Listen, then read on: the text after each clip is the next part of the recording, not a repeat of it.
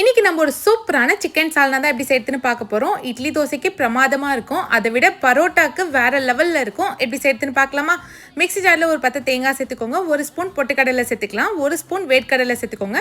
பட்டை, கிராம்பு, ஏலக்காய், கல்பாசி, 1 ஸ்பூன் மிளகு, 1 ஸ்பூன் சீரகம், 1 ஸ்பூன் சோம்பு.